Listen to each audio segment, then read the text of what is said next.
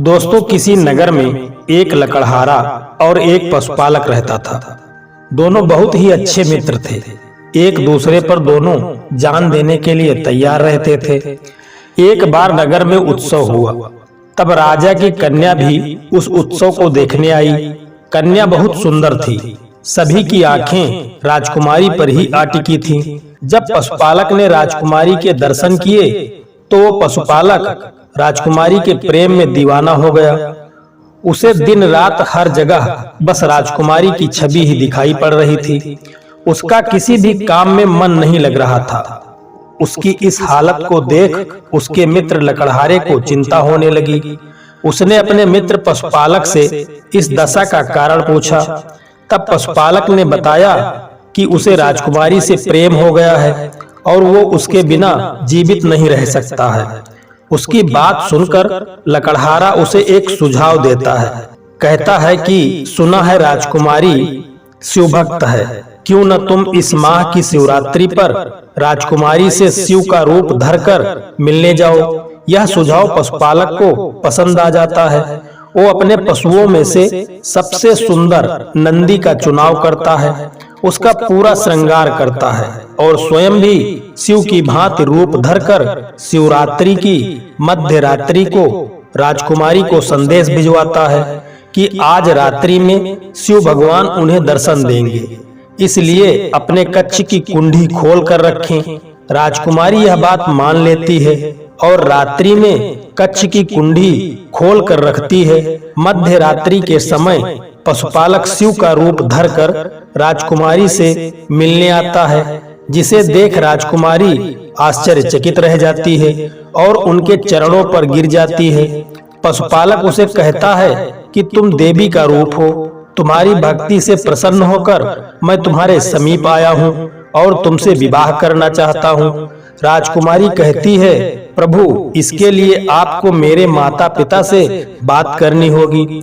इस पर पशुपालक कहता है, कन्या, तुम देवी का रूप हो, इसलिए मैं केवल तुमसे ही बात कर सकता हूँ। तुम्हारे माता पिता साधारण मनुष्य हैं, इसलिए हमें छिपकर ही विवाह करना होगा। राजकुमारी मान जाती है और शिव रूपी पशुपालक से विवाह कर लेती है।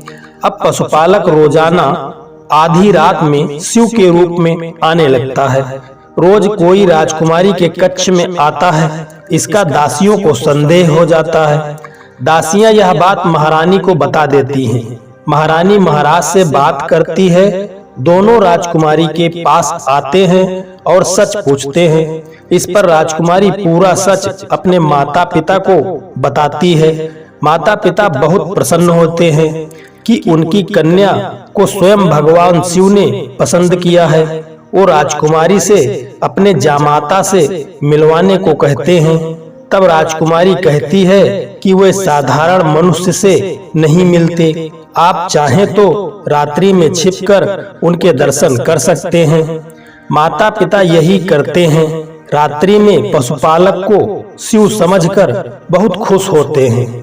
इसी खुशी के कारण राजा अपने साम्राज्य को बढ़ाने के लिए आसपास के राज्यों में आक्रमण करने लगते हैं। उन्हें लगता है कि जिस राज्य का जामाता भगवान शिव है, वो राज्य कैसे परास्त हो सकता है। देखते ही देखते छोटे छोटे युद्ध महासंग्राम में बदल जाते हैं और राज्य चारों तरफ से घिर जाता है। संकट के समय में महाराज अपनी पुत्री को कहते हैं कि वो भगवान शिव से कहे कि वो इस संकट से हमें बाहर निकालें। राजकुमारी अपने पति से आग्रह करती है। अब पशुपालक चिंतित हो जाता है। न डरकर भाग सकता है और न अकेले युद्ध कर सकता है। वो एक नया उपाय सोचता है और शिव जी का तांडव नृत्य सीख लेता है और अपने मित्र लकड़हारे की मदद से एक उड़ने वाला नंदी बनवाता है। जैसे ही रात्रि का समय होता है, वो सीमा पर जाकर आकाश में नंदी पर बैठकर सबके सामने जाता है। उसे देख सब डर जाते हैं। फिर धरती पर उतरकर अपने क्रोध को तांडव के रूप में दिखाता है, जिससे सभी डर जाते हैं और वहां से भाग जाते हैं। इस प्रकार पशुपालक अपने राज्य को संकट से बचाता है लेकिन उसे अपनी भूल का एहसास होता है, इसलिए वो राज्यसभा में जाकर अपनी गलती को स्वीकार कर लेता है। सभी दरबारी भौचक्के रह जाते हैं। राजा को क्रोध आता है, लेकिन वो पशुपालक के साहस से खुश भी हो जाते हैं, क्योंकि मामला खत्म हो चुका था। अगर पशुपालक चाहता तो अपना नाटक जारी रख सकता था, लेकिन उसे अपनी गलती का एहसास हुआ और उसने बिना परिणाम की सोचे सभी के सामने कबूल किया।